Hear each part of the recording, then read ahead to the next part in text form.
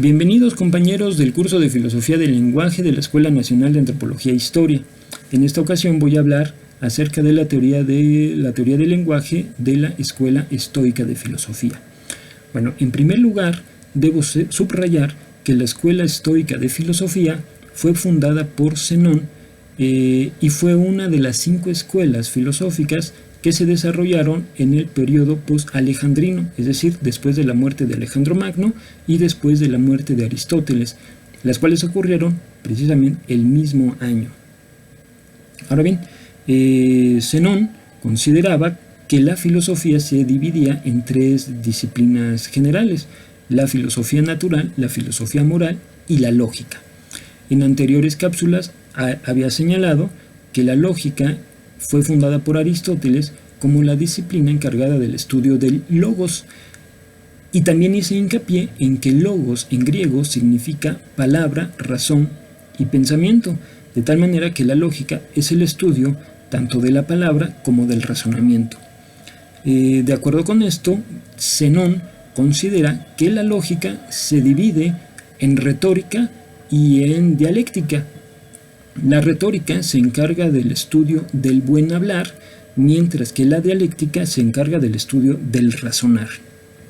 Ahora bien, aquí hay que recordar que razonar es el acto el cual consiste tanto en definir como en inferir, ¿no? Definimos conceptos y a partir de esos conceptos inferimos una serie de consecuencias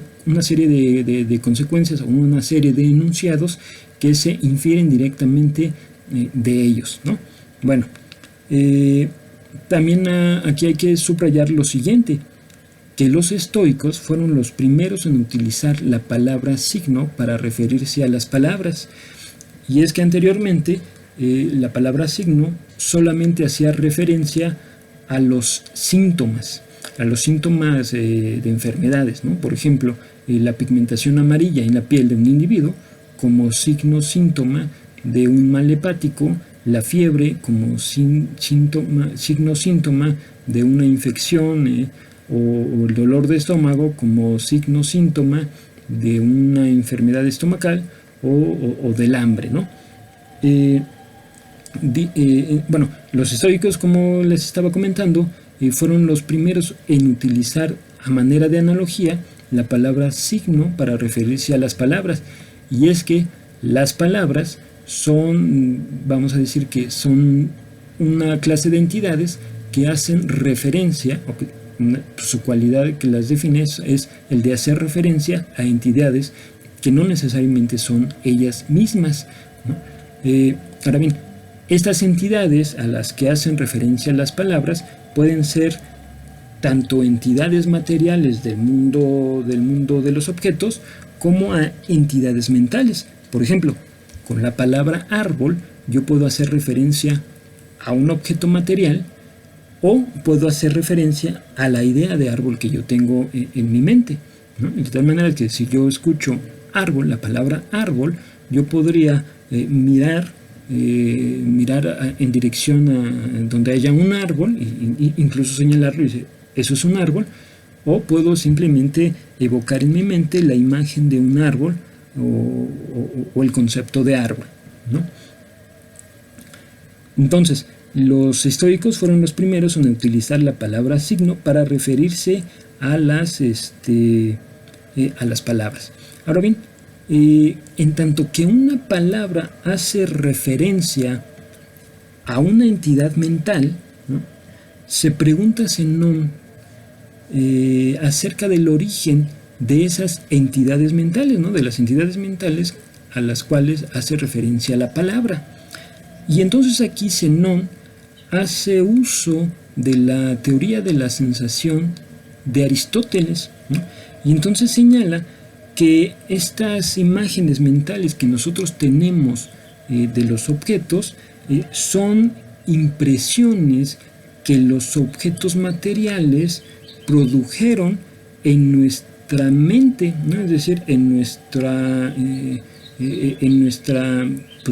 alma, en nuestra mente, ¿no? De la misma manera en que Aristóteles lo había explicado, ¿no? Un objeto material, ¿no? imprime una imagen de sí en el sentido externo del alma, ¿no? Y posteriormente esa imagen hace una copia de sí misma en el sentido interno, que es la memoria, ¿no? Y entonces ahí ya se queda guardada, ¿no? Y a partir de esa idea que se queda ahí guardada, es referida por la palabra. Algo interesante aquí de Zenón es señalar que la palabra se origina en el pensamiento, ¿no? Evidentemente una palabra es una secuencia de sonidos articulados, ¿no? Pero aquí curiosamente lo que dice Zenón es que esa secuencia de sonidos articulados tiene su origen en la idea, ¿no? En el pensamiento, de tal manera que una palabra es como una especie de idea materializada, ¿no? Por eso mismo las palabras son signos, porque hacen referencia o exteriorizan aquello que está contenido en el alma o en la mente del individuo, ¿no? Él señala que estas imágenes que nosotros tenemos en nuestra mente y que son referidas por las palabras pueden ser de objetos sensibles como de objetos meramente, vamos a decir, mentales o inmateriales, ¿no? Las ideas sensibles y al mismo tiempo las palabras sensibles, pues son aquellas que hacen referencia a objetos materiales como árbol, agua, vaso, sol, nube, mientras que las palabras inmateriales son aquellas que hacen referencia a entidades que no son materiales, como el alma, por ejemplo, o yo, ¿no? La idea del yo, o los números, porque los números tampoco son materiales, o la idea de Dios, ¿no? O la idea del bien, la idea del amor, etcétera, ¿no? Al mismo tiempo dice que las palabras pueden ser tanto comprensibles como incomprensibles, ¿no? Y dice que las palabras son comprensibles cuando aquella idea a la que hacen referencia es una idea que se adecua al objeto que la imprimió, ¿no? Y es incomprensible cuando la idea que es referida por la palabra es una idea que no se adecua al objeto que la imprimió, ¿no? Es decir, entonces tenemos por un lado que las palabras son signos porque manifiestan o expresan lo que está contenido en el alma o en la mente de los individuos, y por otro lado también tenemos que estas ideas que están contenidas en la mente de los individuos son impresiones que los objetos, ya sean materiales como inmateriales, imprimieron en el alma del individuo, ¿no? Entonces, lo mismo ocurre aquí con los estoicos, ocurre lo mismo que con Aristóteles. Por un lado se tiene un punto de vista naturalista, ¿no? Porque la idea